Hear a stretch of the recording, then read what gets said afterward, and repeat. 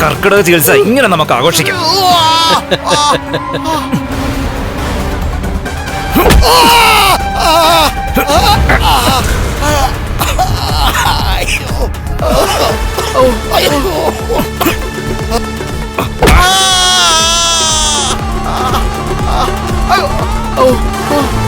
ലോപ്പസേ, ആ ചൂരിലിങ്ങ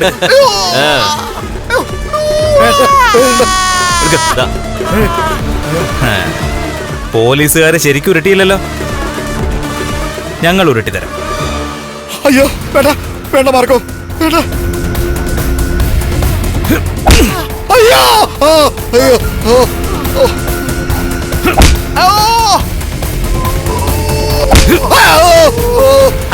അയ്യോ അങ്ങനെ തന്നെ.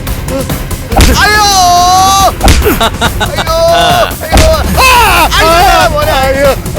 അയ്യോ അയ്യോ അടങ്ങിക്കിടന്നോണം. അയ്യോ വേണ്ട മാർക്കോ, വേണ്ട. എഴുന്നേറ്റ ശരീരം ആസകലം അടിച്ച് പൊട്ടിക്കും ഞാൻ. കിടക്കടാ മാർക്കോ, മോനെ വയ്യടാ മോനെ. അങ്ങനെ കിടന്ന് നിലവിളിക്ക്. അയ്യോ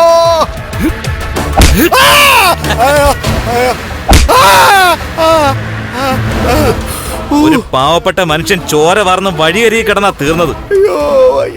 ആയുസിന്റെ ബലം കൊണ്ടാ പാവപ്പെട്ട മനുഷ്യന്റെ മോൻ രക്ഷപ്പെട്ടത്. അതൊക്കെ ഓർക്കടാ നീയൊക്കെ. അടിയടാ അങ്ങോട്ട്.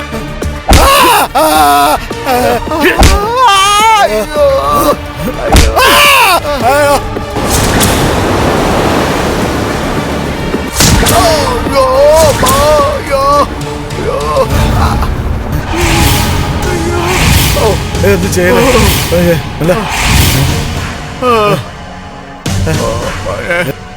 അന്ന് അങ്ങനെ ചെയ്തപ്പോ എല്ലാം തേഞ്ഞു മാഞ്ഞു പോയിന്ന് കരുതിയല്ലേ? എല്ലാ തെറ്റിനും മരണശേഷം അല്ലടാ, ജീവിച്ചിരിക്കുമ്പോ തന്നെ നമ്മൾ മറുപടി പറയേണ്ടി വരും, ഉത്തരം കൊടുക്കേണ്ടി വരും. അയ്യോ വേണ്ട. മനസ്സിലാടാ രണ്ടിനും?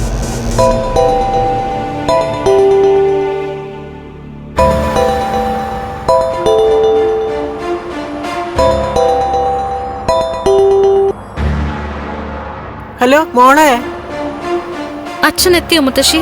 എത്തേണ്ട സമയം കഴിഞ്ഞല്ലോ മോളെ, ഇതുവരെ എത്തിയിട്ടില്ല. ഇനി ജയിലിൽ നിന്ന് ഇറങ്ങിയില്ലേ? 14 ദിവസം കഴിഞ്ഞല്ലോ, പിന്നെ ഇനി അവിടെ കിടക്കേണ്ട കാര്യം എന്തുവാ? ഞാനും അവനെ കാത്തിരിക്കുക. പിന്നെ ഇത് എവിടെ പോയതാ മുത്തശ്ശി? എന്റെ പൊന്നു മോളെ, എനിക്കൊന്നും അറിയത്തില്ല. ഞാൻ ഇവിടെ ഇരുന്നോണ്ട് എന്തോ പറയാനാ. ചിലപ്പോ ഉടനെ വരുമായിരിക്കും.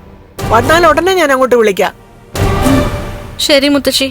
ആ ശരി.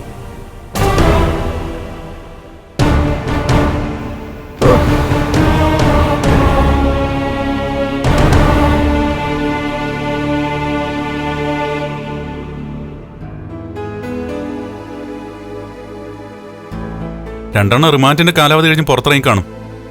പുറത്തിറങ്ങിയാലും കേസ് നടക്കുമല്ലോ മോനെ. ഒരു ദയയും കാണിക്കരുത്. രണ്ടിനും ജീവപര്യന്തം തന്നെ വാങ്ങിച്ചു കൊടുക്കണം. കുറെ കാലം ജയിലിൽ കിടക്കട്ടെ.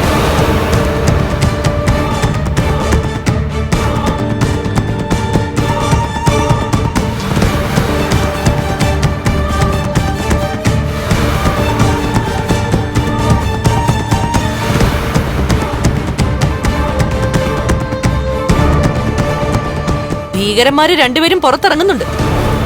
ഇവന്റെ അമ്മാവനും നിന്റെ അച്ഛനും. രണ്ടിനും തൂക്കുകയറാ വാങ്ങിക്കൊടുക്കേണ്ടത്.